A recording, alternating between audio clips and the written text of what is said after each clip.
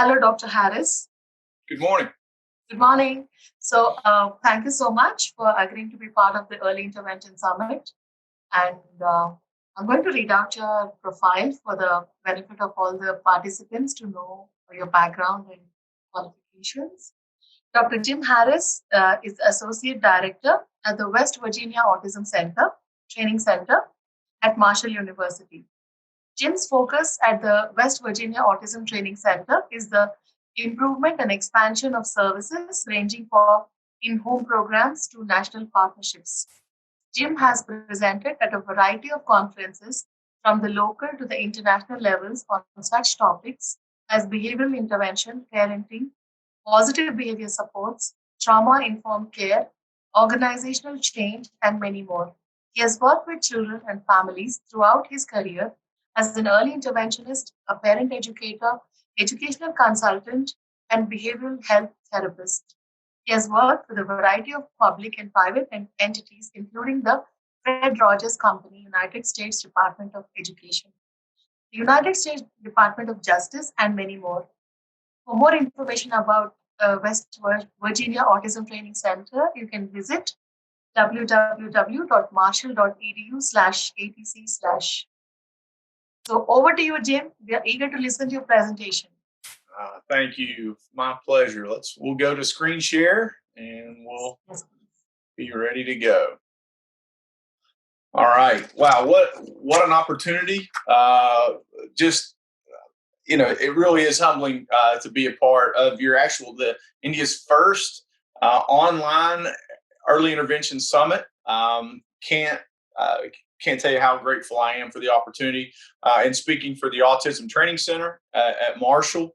What a partnership. The fact that to partner with Kidsens Connect was an absolutely fantastic opportunity for a few of our staff to be a part of this conference. So I'm for the sake of time, I'm going to jump in because I think this is a topic that I'm really excited to talk about because it's one that I think we don't talk about enough when thinking about how to support caregivers. Now, the good thing about this conversation is whether you're a professional that supports caregivers, whether those be teachers, parents, grandparents, family members, foster parents, folks like that, anybody that cares for children, I'm going to put under the caregiver umbrella. No matter if you support those folks or you are one of those folks, I think the content of what we're going to talk about today is relevant. And I think it's one of those things that we don't take a step back to talk about enough. So, the topic being developing resilience in caregivers, first things first. And the first thing that I would like to kind of talk about is, so why study resilience? Simon Sinek's book, Start With Why, has been an influential book on my thinking. And because it really talks about how sometimes in the effort of solving problems, we go to how and what, commonly what too quickly. And, when I was talking about what would be a good topic to be a part of the summit, what I thought about was, too often we go right to strategies. Too often we're going right to do this, do that. And I'll talk more about that as we move on. But we need to take a step back and figure out what the why is behind what we do. Now, to make this relevant for me personally, why did I start studying resilience? Well, my clinical training, I have a bachelor's in social work, a master's in social work, and a doctorate in education. And one of the things, and this isn't to speak negatively of my education, but one of the things that I learned most about in my education, and this is a function of time and sequence, but is I knew a lot about disease. I knew a lot about disorder. I knew a lot about risk factors. I knew a lot about trauma.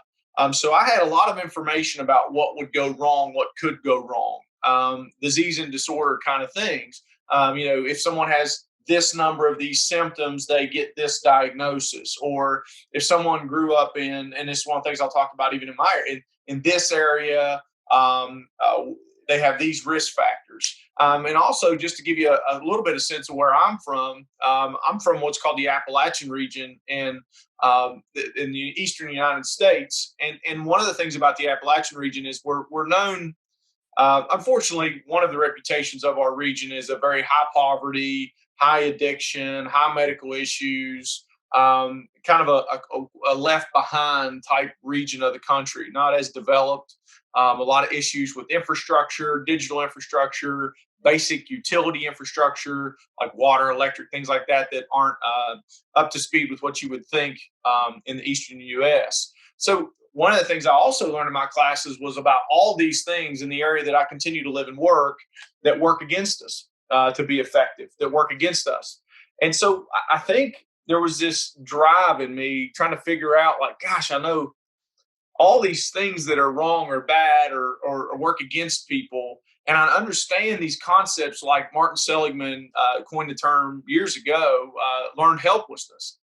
And learned helplessness, the way he basically uncovered it, without boring you with all the way that it kind of came about, but what he kind of showed through animal experiments and adult and human experiments is that if you stress an animal or a human consistently and don't allow them to escape the stress, you can facilitate a psychological and physiological state of learned helplessness, which basically, the way I summarize it, is when the animal or human starts to believe that their behavior doesn't matter anymore. So it's almost like psychologically quitting without the conscious choice of I'm no longer going to try always being the case. I want to be careful about that, because sometimes we say like people quit and it seems like this conscious choice that they've made, when actually it's a result of their experience to that point. So for me, I was in this place, even as a professional, I was like, wow, I know all these things that go wrong and I know all these things that happen to people, but I don't know about resilience. I don't know about what makes people who comes from an area like I come from, what makes those people successful, or what makes how do people who are depressed get better? How do people who have anxiety get better? How do people, now right now, back then, ACEs wasn't even as much of a conversation, adverse childhood experiences now being one of the kind of a central theme around trauma. We talked about trauma earlier in my clinical training, and I didn't even have a lot of information about what would help someone develop or recover or reintegrate after experiencing trauma at a point in their life.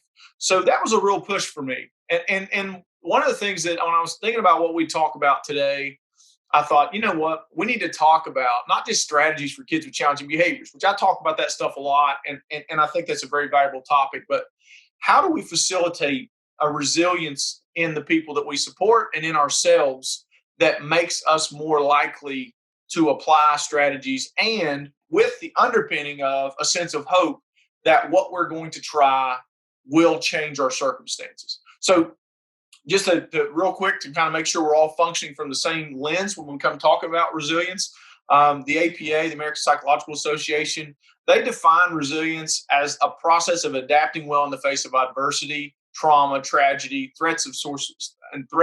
significant sources of stress. You know, and we look at different things, and I won't read it word for word for you, like financial stress, workplace stress.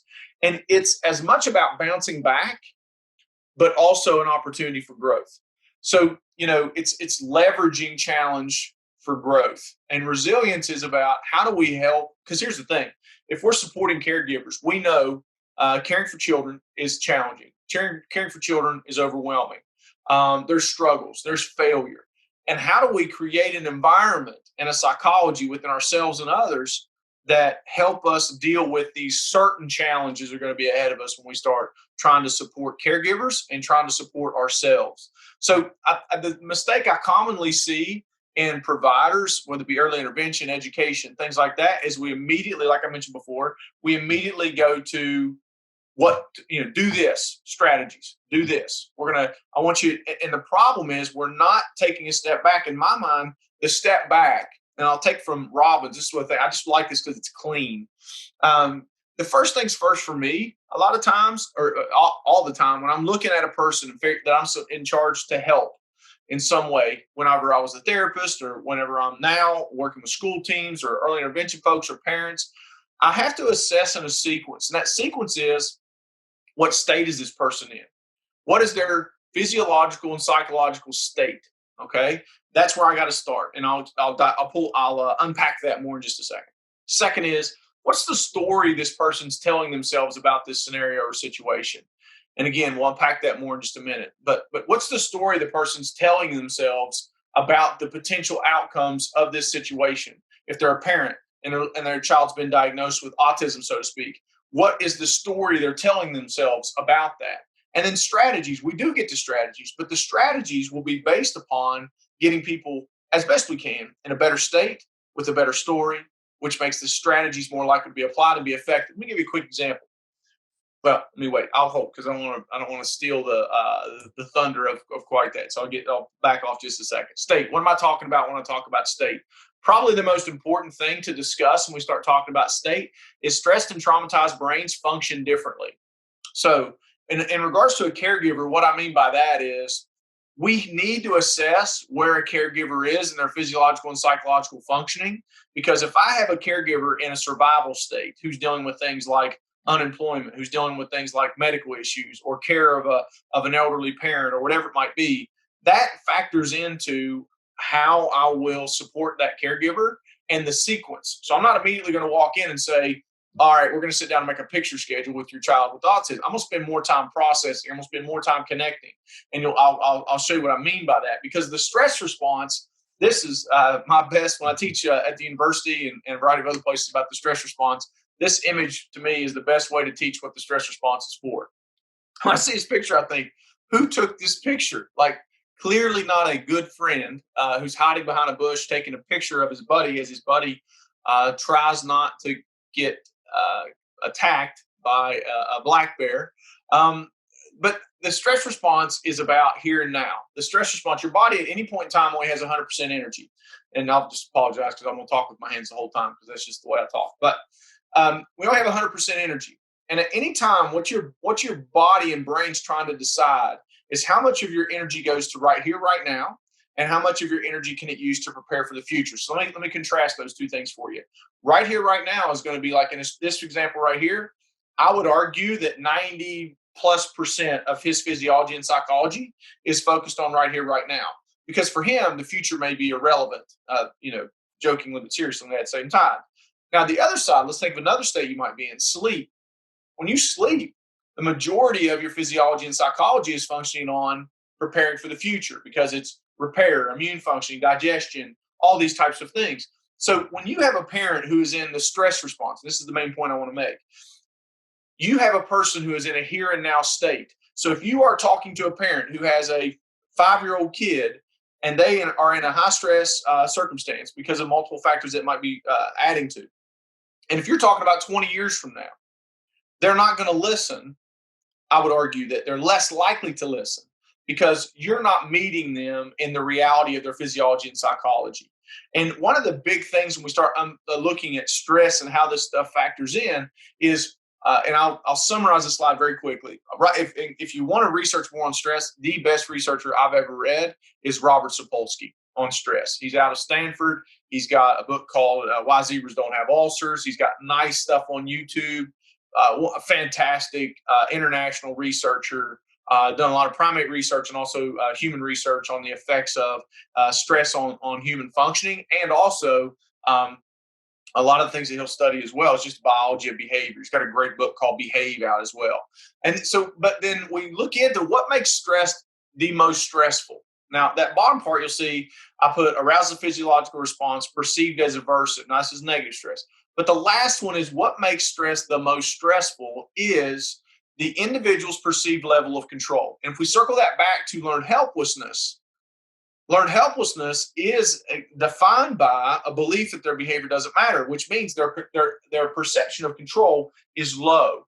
So if I have a person in a super high stress environment, if you're working with a parent, one of the areas you're going to really focus on is what level of control does this parent feel like they have over their environment? And let's be fair, there may be situations where they have little to no control over their environment. For example, they may have an elderly parent who's sick that they're taking care of. They can't fix that. So that's a high level stress with low level control. Now, there may be some other things like, say, for example, health issues. Maybe there are some things they could do. They do have more control over their own health issues. Maybe they have diabetes, type 2 diabetes. Maybe there's something they could do to get themselves in a better physiological state. So not all stress is the same. And the element I want you to think of from supporting caregivers is identify and control. And the way that I would do this in a therapeutic relationship is I would make a basic T chart. And on one side, I'd put control. On the other side, I put can't control. And the client and I would sit down and talk about all the things they're stressed about and organize them on the control and can't control sides. And then make sure that we're putting as much energy into the can control elements. And because if we're not careful, and I'll use the phrase we can start to admire our problems versus solving our problems. What I mean by admire our problems is spend tons of time talking about the things we don't have control over, putting very little energy into things we do have control over, however small those things might be. So that's just another thing to take into consideration. That's another idea you might have. And for a lot of folks, when we're starting with that stress and the anxiety being a more clinical term that we hear a lot, is anxiety is just fear of the unknown. It's fear of the what if. It's I don't know, and that's where that control factor factors in or comes in as well. So a quick thing about anxiety, I'll explain to you. When you're looking at someone that has tons of anxiety, whether it be a child or an adult, I want you to understand that there's two planes that we treat anxiety on. One is if anxiety is fear of the unknown, an obvious inverse would be let's increase the known in that person's environment. That's where information, like for example, if I have a parent who has having a lot of anxiety because their child was just diagnosed with autism, for example. Well, one of the ways that I might decrease their anxiety about autism is to increase their knowledge about autism. So I'm decreasing the unknown by increasing the known. This other side is by increasing your capacity to deal with the unknown. So that's where we start looking at like deep social networks, rational optimism, which I'll talk about later. So those are going to be those things to where we start to look at the two strategies for anxiety is increase the known, increase capacity to deal with the unknown. And we can talk a lot about that. And there's also other strategies we use to increase capacity to deal with the unknown, like, for example, meditation, exercise. These are all things that make you physiologically more capable to modulate stress in your body. And that's a whole other talk, whole other conversation. But things to think about. Now, second part, so we talked about state. How good are you at assessing the state of folks you're caring for, and even yourself? Story. What is the story the person's telling themselves about that? Now, here's the important part about understanding the significance of story. Story, our brains are pattern-seeking devices. Burton's probably one of my favorite folks to read on this. But the way you got to think about this is your brain's primary job is to keep you alive. The way it keeps you alive is to identify patterns in order. The function of identifying patterns is to predict and prepare for the future. So what your brain does ever since you were little is it would watch sequence in order to code or remember sequence in order to predict the future so you can prepare when that sequence presents itself. Let me give you an example, easy example, little child example. You got a child sitting at the table and you're having dinner and they've got their sippy cup, right? And they take the sippy cup, they drop it off the counter and they look at you. And you walk over, pick up the sippy cup, you put it back on the counter. The child, if they're worth their salt, they go back, they go and sit down. They get the cup back, you go back and you sit down, you get another bite of food. The child takes the sippy cup, drops off the counter again, looks at you again. You come back over, you pick the sippy cup up, put it back on the counter. What is that? It's pattern testing. It's research. They're doing research on what happens when these variables occur. A plus B equals C. So once they can put that to rest, once that experiment has a conclusion, now they don't have to worry about the theory of the falling sippy cup. They just understand the sequence now, so they can know when their sippy cup falls, what's going to happen next. And that is as basic as that, all the way to as complicated as physics. What's physics? Physics is studying patterns to identify. It's studying sequence to identify patterns, to understand a phenomenon, to predict the future and prepare for it, or understand how to manipulate phenomenon in some way. An academic journal is simply a report on what people studying patterns and their conclusions on whether they came to a conclusion about the relevance or the consistency of those patterns. So now here's the challenging part about the human brain. The human brain, even when we can't find patterns, we will give ourselves a story in order to be satisfied that we understand, if that makes sense. So we will finish stories even if we don't have all the information in an effort to make ourselves feel better. And our brain actually gives us dopamine when we finish. So what can happen psychologically is we can finish the stories in our head, even if they're not right. We just like that we have a story. So I want you to think about that in your role in supporting caregivers. What is the story that a parent you're supporting or a caregiver you're supporting tells themselves about disability?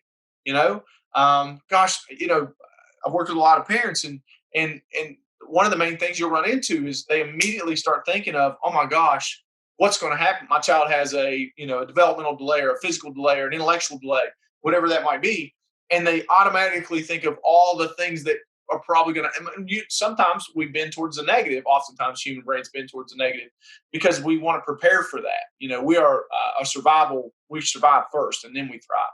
So, looking at if you're supporting a caregiver, how are you going to help them develop a more accurate story based on their child's diagnosis? And how are you going to help them use that story in a way that will give them a sense of control? Going back to state to deal with anxiety, because remember what we said, fear of the unknown creates anxiety. So part of our role as in supporting caregivers is to give information on things like disability, autism. Another thing, and I'll mention this one, this is a word that one of the things I talk to a lot of folks about, even just, let's say there's no diagnosis, but a caregiver just looks at their child and says, he's lazy. And then they start thinking, well, he's lazy, so he's never going to get a job, and he's never going to make money, and he's going to live in our house for the rest of his life and be on, all these kind of, unpacking what does actually lazy mean? Or maybe what we might have is a kid who is anxious and is intimidated to try things. Maybe he's not lazy, maybe he's nervous. Or maybe he's a kid that we've got to find something that he needs to find interest in and focus that interest. Or maybe he's a kid who has low frustration tolerance. So when he tries something and it gets hard, he quits. Why? Because we can't, and you can see where if I can take that lazy and kind of pull that apart and make it more operational, I'm going to have a better chance because I've given them a better story. And the better story then will contribute to better strategies. And I think that's the real important thing, is moving from an ineffective, incomplete story to a more complete, understood, actionable story. And this is just a common example of a story shift that we try to do when working with families. Is it's not what's wrong with my child, it's what does my child need. So that's a nice switch when we start talking about disability, autism, whatever it might be. It's not what's wrong with your kid. What's your kid need? Because what happens is, and think about this, even if you consider that, and I say, what's wrong with my child? Think about if you came home and your significant other came up to you as soon as you walked in the door and said, hey, I've been thinking all day and I figured out what's wrong with you. Think of the context of that and the relationship. You immediately become defensive and the dichotomy exists, which means it's you versus them, right?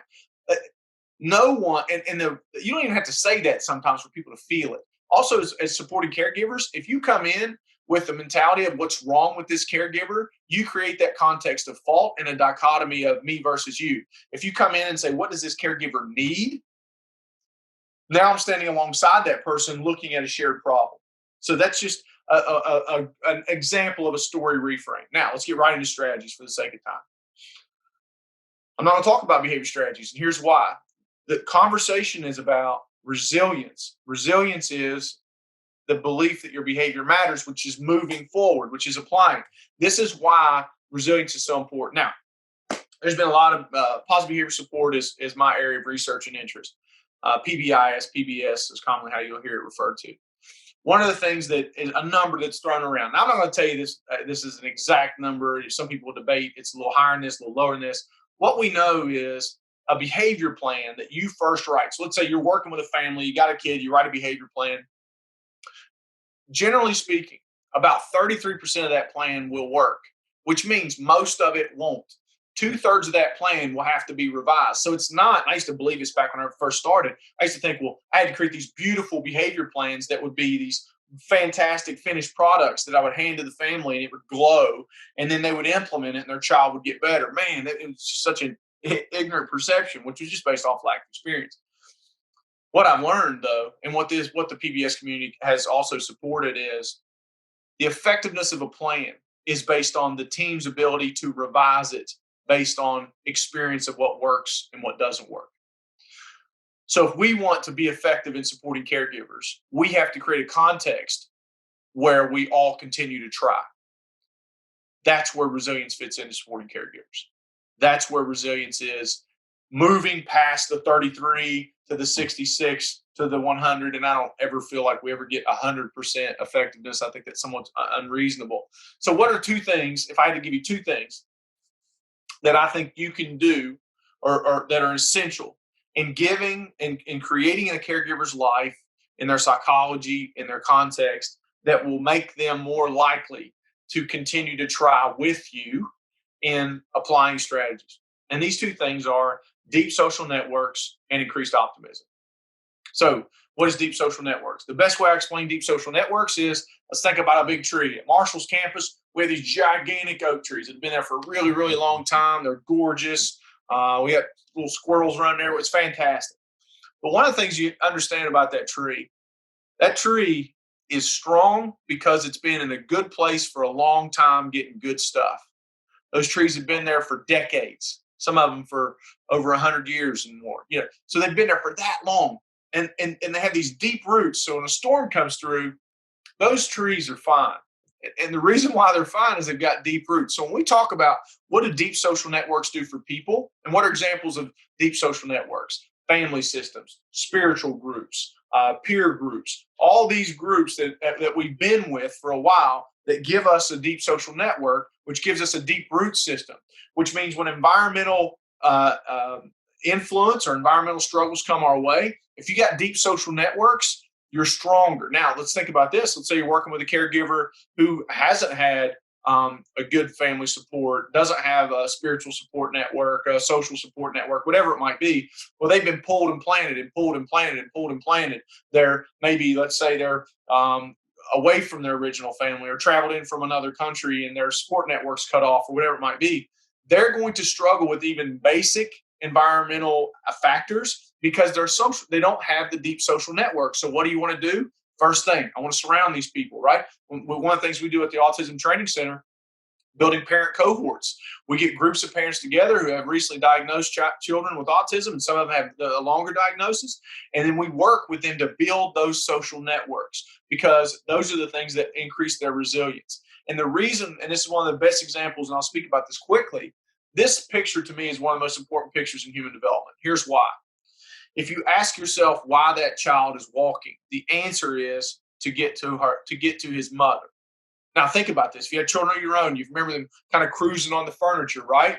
And you wanted them to walk, so you put your hands out, but you got to get far enough away from them to where they have to let go of the couch. That is a unbelievable developmental situation. And here's why.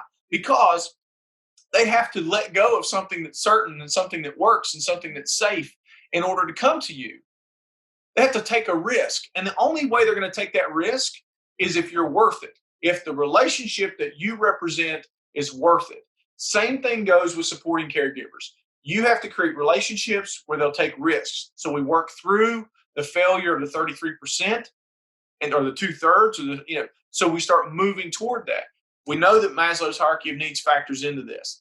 I'll summarize, and if you don't know Maslow, you got to read that first. But I'll summarize ideal relationships follow these two levels. And I've just simplified Maslow's hierarchy of needs, and just because I'm a simple-minded guy. If you want to have strong relationships in your life, you make people feel safe and you make people feel like they matter. If you want to support caregivers properly, you make them feel safe, which means you're predictable, consistent, and caring. You make them feel like they matter, which you value the input that they contribute. You don't talk at people, you work with people. That's how we create, and this is also true in your marriage, in your work with your children, whoever you're with.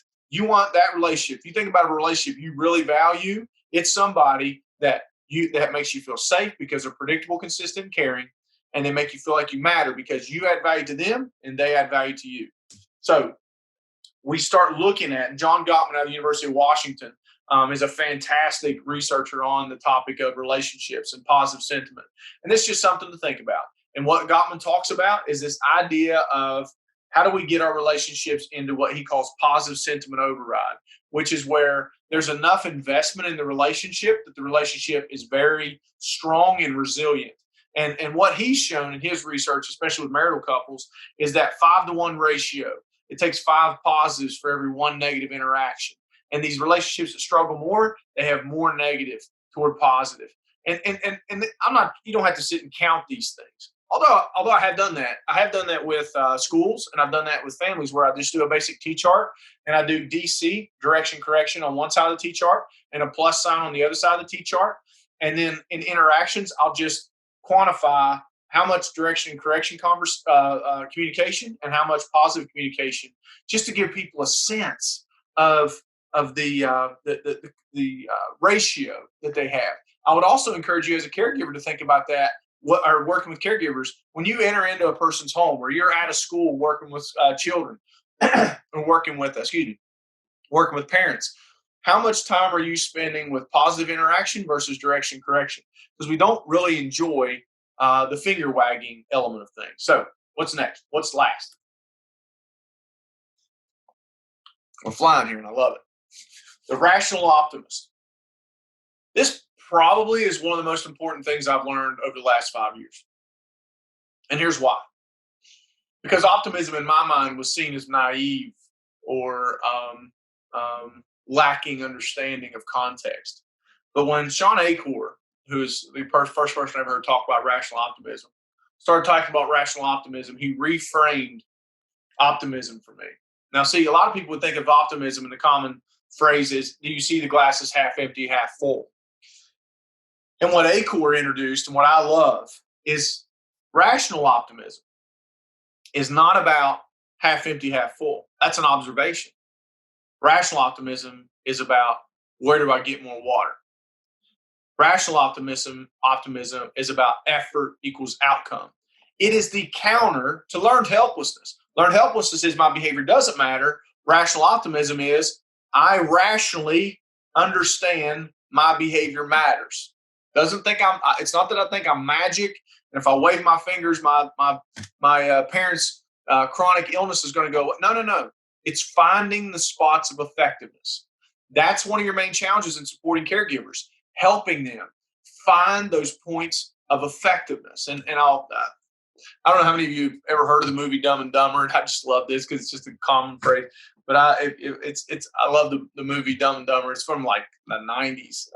Here in the U.S. And one of the things that this movie is all about just stupidity, and it's a comedy and all that. But at the end of it, he's been following this Mary Swanson the whole movie, and he stands to her at the end. He like professes his love to her, and he says, "What's the chance we're going to end up together?" And Mary Swanson, who's the love interest in the movie, says, or he asks her, and he goes, like 1 in 100, and she looks at him and she says, more like 1 in a million. And he looks back at her and he says, so you're telling me there's a chance? Now, I just call that Lloyd's theory because I would rather I got to find people that sense of effectiveness. I've got to find that. Now, one mistake that people make that I do think is important, it's not about inspiration. It's not about telling people, you can do it. It's so inspiring, those kinds of things. Here's the problem you can run into if you're not careful. If you try to inspire or motivate before you skill develop, you can actually overwhelm people or frustrate people. Let me give you an example. If you give me a math problem and you tell me you're going to give me $100 to finish that math problem, but give me no instructional support, I will want to finish the math problem, but I don't have the skill to do so. But then let's say you say, well, I'm going to give you $200 to do this math problem. I'll still want to do the math problem. I don't have a motivational problem. I want the $200. I still don't have the skill. So what happens is, as you increase incentives without a skill gain or a skill capability, what you do is increase the energy. And we know that the laws of physics is you can't create or destroy energy; it only transfers forms. So now that frustration or that excitement turns into shame and frustration and disappointment, and that's such an important thing to understand.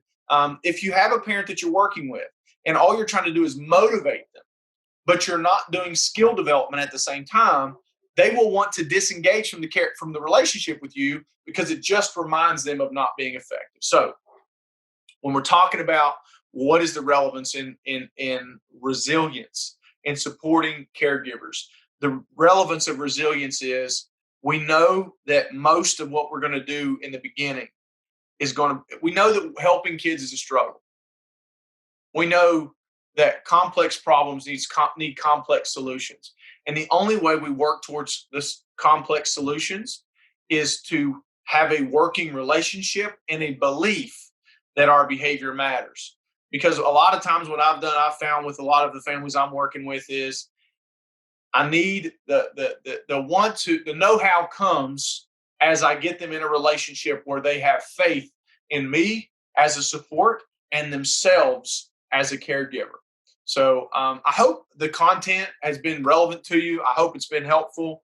I just really feel strongly that if you are someone who supports caregivers or you're a caregiver yourself, understanding these things create a better context for effectiveness. Anybody can rattle off strategies about visual schedules or how to effectively use time away and all these kinds of things. But who can actually create an environment where those strategies are more likely to be applied and be useful? So again, absolute privilege to be a part of your first early intervention summit, and look forward to answering any questions that you all might have. Thank you so much. That was I think parents make it or break it for children many a time.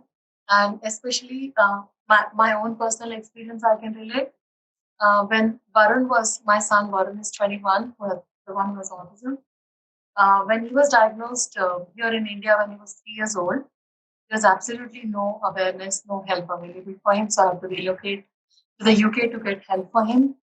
And a lot of times in India, people might give up only because they don't have help also. And also there's lack of awareness. Schools don't know how to include children with autism in their classrooms. But nowadays, the modern parents have a lot more, parents of younger children now have, who are in the early intervention age, have so many more opportunities to integrate. The inclusion opportunities are really getting better and better by the day. But I still find that if a parent wants to help the child and has accepted the condition fully, the whole shift happens in the way they perceive the child. Yeah, you know? That's right. That story they're telling themselves about. Yes, that's right. And I think it allows the community to grow in the context for every kid after that to grow too. Yes. And I also found that the way I treat my son at home and the way I treat my son in the community, people are watching me and kind of picking up those cues from me, and they behave the same with him. Yes. Yep. If I respect him, if I treat him with dignity, and if I ask him for his opinion, that's when people are doing the same. Otherwise, I don't care what he thinks. If I don't care what he thinks, if I don't respect him, they're going to copy my behavior because they don't know what to do with a person with autism, how to talk to a person with autism. Right. Everything that we do doesn't it affect the way people behave? Absolutely. And I think the example that you give with that is so true, because when I talked about anxiety, a lot of people are just they don't know, they don't understand. And oftentimes we're embarrassed to ask, or embarrassed because it's like we feel like we should understand or we should get it. So what people do is they distance themselves. They don't understand how to interact with a person with autism. So they distance themselves because they're embarrassed, but they don't know how. So as you model it, you decrease their unknown, which decreases their anxiety, which again opens up the world more so for your son, because now there's a more accepting environment because people aren't anxious because they don't understand. And that's where modeling is just a huge example in that. Yeah. I'd like to share one little incident that has happened a few months ago, I think in December or so. There was a newspaper that got in touch with me, this journalist, and he said that December 3rd is World Disability Day, and we're interviewing people with disabilities. And would your son like to be part of the interview that we're going to do? Varun has autism, but he still has a lot of significant communication challenges. I didn't know whether how is he going to talk to the journalist? I wasn't sure whether he'll be able to understand what he's asking. He said that he would like to do the interview on the phone because he can't come here to interview him. I said, oh my God, it's going to be even more difficult because the interview is going to be on the phone. Right. I was like, oh God, what am I going to do? But I'm not going to just give up. I'm just going to make it happen. So I just told him to call me, and I put him on speaker and I said, Varun, so and so person wants to talk to you about the music or the singing that you do. Varun was like, yeah, I'll be happy to talk. And then he started talking.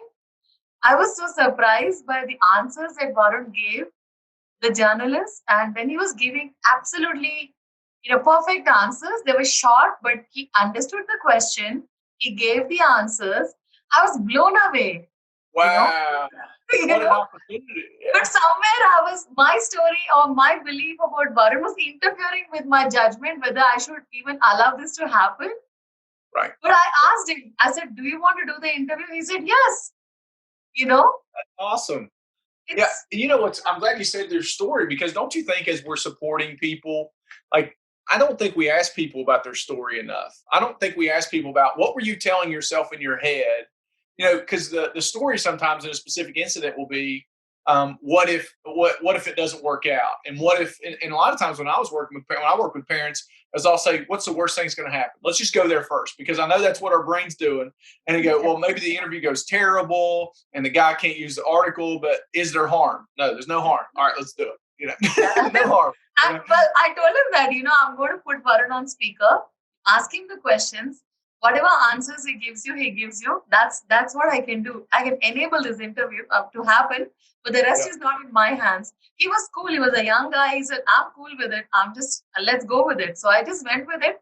And Varun proved us all wrong. He just rocked the interview. I was like blown away. He revised your story. He revised the story, even and you know him better than anybody in the world. Yeah. And so, he revised your story of what he's even capable of doing. And I think a lot of times, and I mean, if you look at the historical, the history of autism, it's really been a story of revising the story of capability.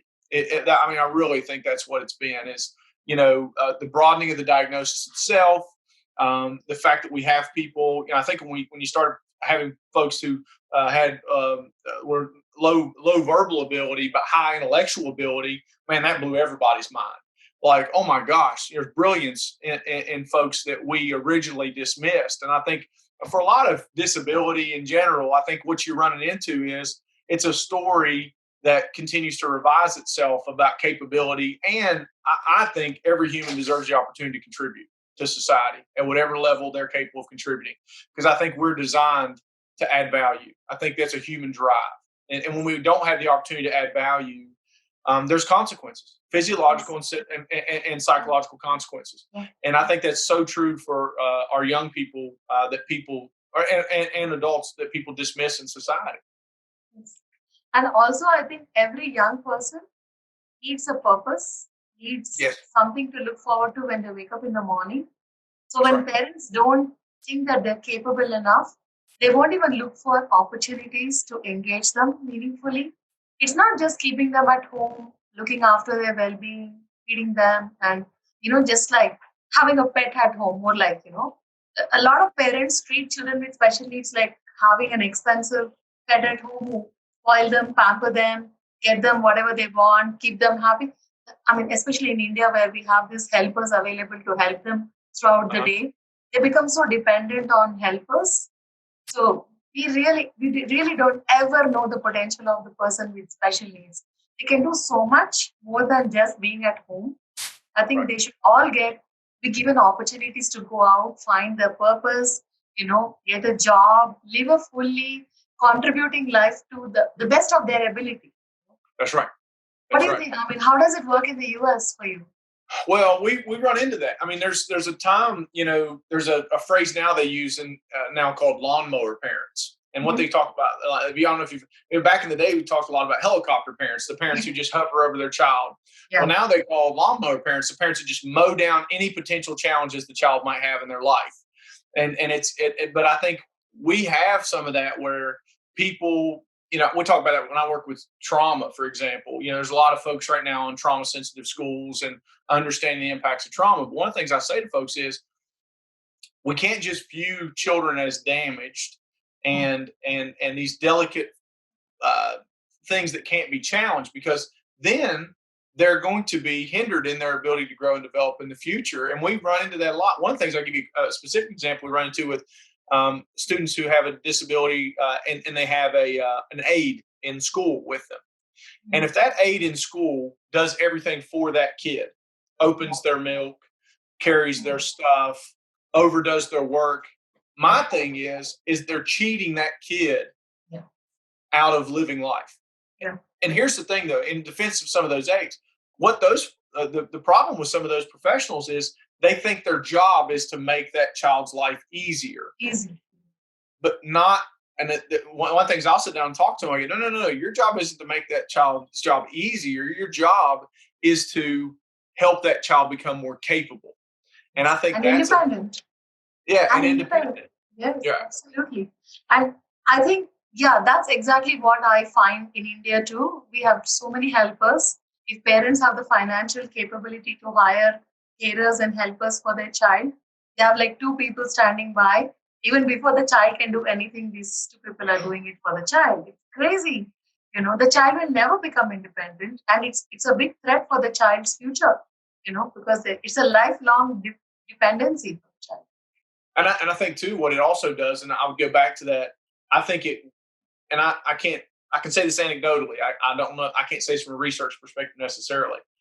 I can't imagine that doesn't have psychological and physiological consequences to that child in the expression of behavior problems and such. Because think about it, if you're being held back developmentally, that energy that would go into development has to go somewhere. And it's going to go into behavior. It's going to go into like quote unquote maladaptive behaviors because you're not getting the opportunity to express your developmental drive.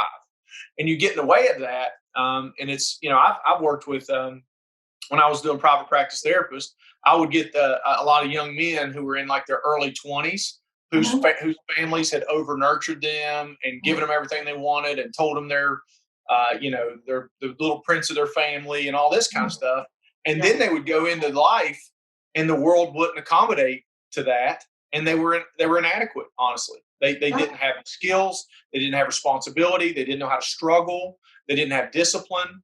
So the problem then would be is they would have to stay with their families because that was the only environment that they could survive in. Yes. And because of that, there would be a resentment start to develop toward their family because they didn't want to be with their family anymore because they wanted to be in the world, but they weren't capable of being in the world. So the consequence of the over-nurturing was the child's burden to bear, and then the young man's burden to bear. Yeah. How do you work with parents then? How do you tell them to change their stories? Like, do you do any workshops, trainings? What do you do?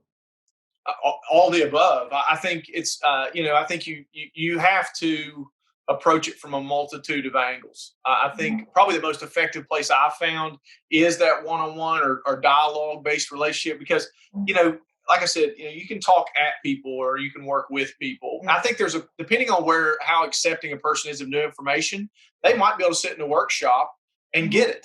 Some people can. They might be in that place where they're reflective enough and they can get it. But sometimes what we have to do is we have to hear their story and introduce slight revisions a little bit at a time. One of my favorite books of all time is Changing for Good, and it's based off this theory of trans-theoretical stages of change, and that's probably very influential for me because what that book presents is that there's sequences of change. And a quick example, the first stage is called pre-contemplation, which is where the person doesn't even believe there's anything that needs changed. Yeah. They don't even believe that there's a need for change, and then you get into contemplation, which is maybe there's a problem, and then planning. So I think for a lot of times when I'm working with a parent, I have to even see where they are and even understanding if their story even needs to be revised. And then we can start working. Now I can talk to, I've talked with small groups and thousands of people, but that individual relationship for parents who are really struggling seems to be the most effective. Okay. Well, do you start early? Like it's difficult to start talking to them when they're 20, isn't it? You start when they're 2, and then you start changing a story from the time the child is 2 years old, not from the time the child is diagnosed with any special needs or any developmental issues. I feel that the story keeps building from the day you start the day your child is diagnosed, and then how you change the way you look at the diagnosis. That's right. I agree, and I think part of that is our professional's responsibility I mean, if you look back and like, for example, Temple Grandin be probably one of the most famous people in the Yeah. world when it comes to speaking about autism and the experience of it. When she was originally, when they first told her mom that she had this developmental issue, they told her she needs to go in a facility. You need to put her in a facility. What she has can't be fixed. So the story that was being told at that point in history was one of despair.